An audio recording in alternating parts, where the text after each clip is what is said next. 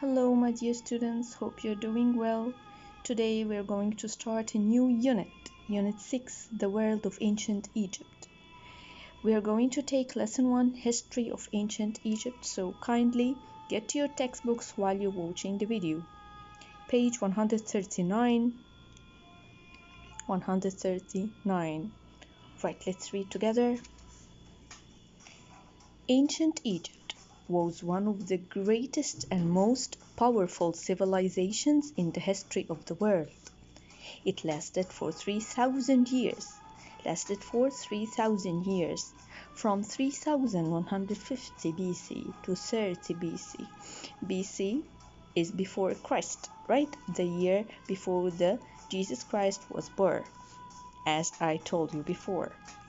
The civilization of ancient Egypt was located along the Nile River in northwest Africa. The Nile was the source of much of the ancient Egypt's wealth. They were depending on the Nile for everything in their life. Great Egyptian cities were built along the Nile as the Egyptian people became experts in irrigation and were able to use the water from the Nile to grow rich and profitable crops. The Nile provided food, soil, water, and transportation for Egyptians. Great floods would come each year, would provide fertile soil for growing the food. So, we can here learn what are the benefits of Nile River. Great Egyptian cities were built along the Nile. The Nile provided food, soil, water, and the transportation for Egyptians. When they want to go from one side to the other side, they use the Nile by the boats, small boats, in order to carry them, to transfer them from one side to the other. Great floods were coming early, providing fertile soil for growing the crops. So as the soil need to be fertile in order to grow the crops, right? The food. Historians usually group the history of ancient Egypt into three major kingdoms. They grouped it into three major kingdoms: Old Kingdom, Middle Kingdom, and the New Kingdom. It was during these times the ancient Egypt was at its strongest phase. It was very powerful.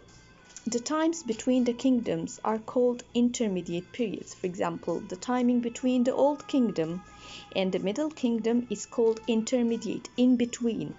And the time between the Middle Kingdom and the New Kingdom is called as well as intermediate period, in between.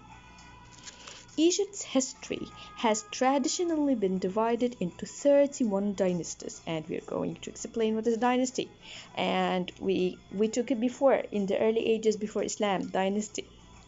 This tradition started with the Egyptian priest Manetho, who lived during the 3rd century.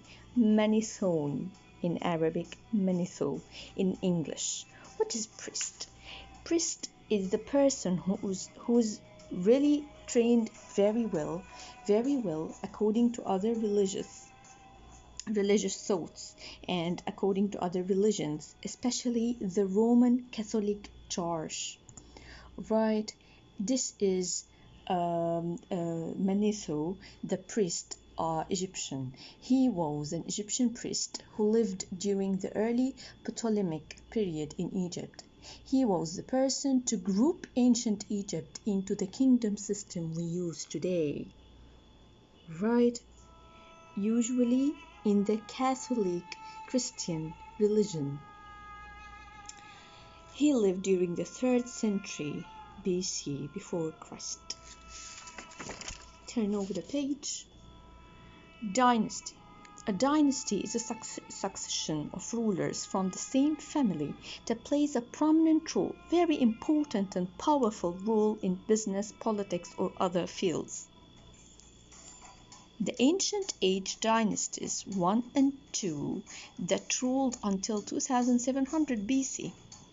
The first ruler of the first dynasty was Menes. Here is the picture of Pharaoh Menes. He managed to unify Upper and Lower Egypt. He also established the city of Memphis in Lower Egypt near the Delta in 3200 BC. The Old Kingdom dynasties. The Old Kingdom was a long period of economic prosperity. The prosperity is the state, being successful, okay, and having a lot of money, prosperity, and political stability. This time period was a golden age for Egypt. The king was considered the incarnation of the god Horus, and from the 5th dynasty, the son of Ra, the sun god. Incarnation, alright, ancient Egyptians and the kings of ancient Egypt, they were believing in that there is another life after death. That's why when the kings of Egypt and all Egyptians who ruled Egypt in the ancient times, when they were buried, they were taking all of their stuff with them, all of their clothes, all of their jewelry,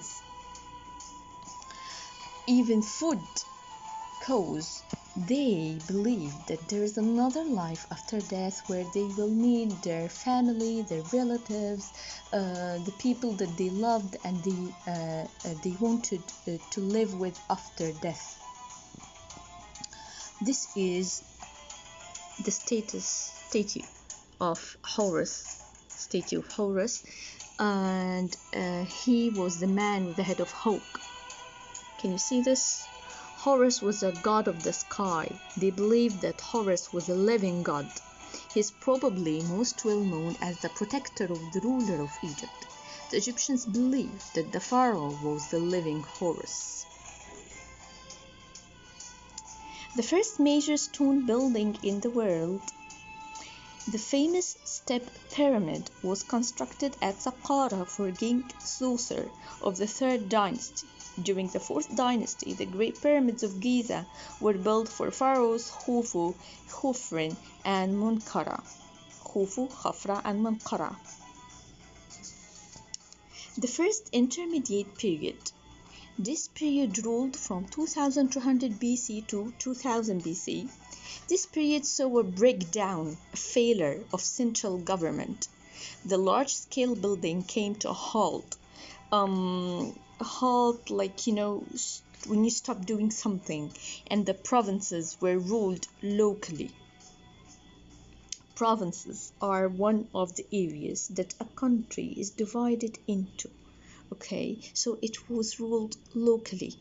The Middle Kingdom dynasties ruled from 1700 to 2000 BC. The Middle Kingdom began with the victory of Mentuhotep. He ruled for 51 years. Right. The Prince of Thebes, Mentuhotep II. Over his rivals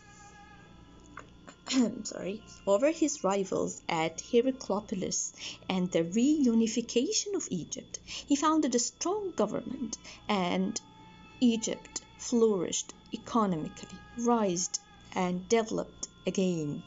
The second intermediate period, which is ruled from 1500 to 1700 BC. During the second intermediate period, dynastic stability ended, central government collapsed, and dozens of kings from different lineages like the members of a person's family who are related to that person and lived a long time before him or her, reigned, owned in quick succession.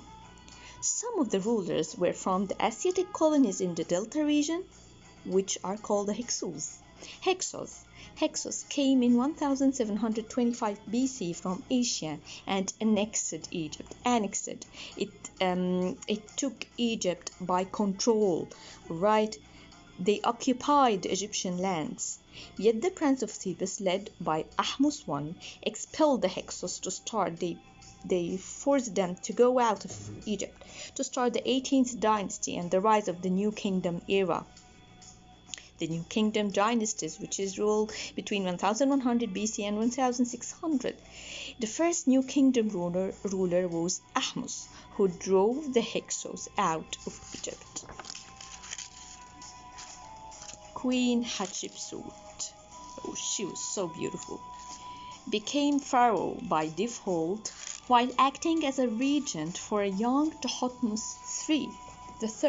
Thutmose III, regent, like the person who's owning the country, ruling the country for a short period or for a limited period of time. Actually, I love Hatshepsut so much. See the statue?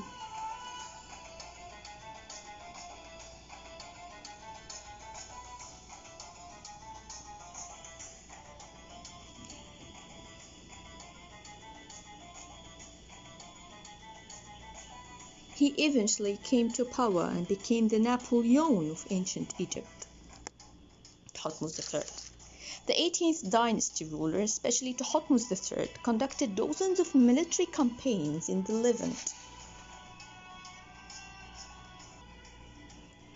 Levant, the countries, here is the Levant, the word Levant, the countries and islands of the Eastern Mediterranean, the sea, which is surrounded by Southern Europe, North Africa, and Western Asia. Egypt became prosperous, successful, and wealthy, especially under Amenphis III. But disturbance arose when his son Akhenaten left Thebes and established a new religious order. He left Thebes and established a new religious order, that of the sun god Aton, or Aten. The old temples were abandoned and a new capital, Akhenaten, was established to the north. Soon after the death of Akhenaten, his probable son Tutankhaten became pharaoh at about the age of 9. He was very, very young to be the leader of Egypt. His was a short reign, leader of Egypt, but the old religious orders rose again and Akhenaten's city was destroyed.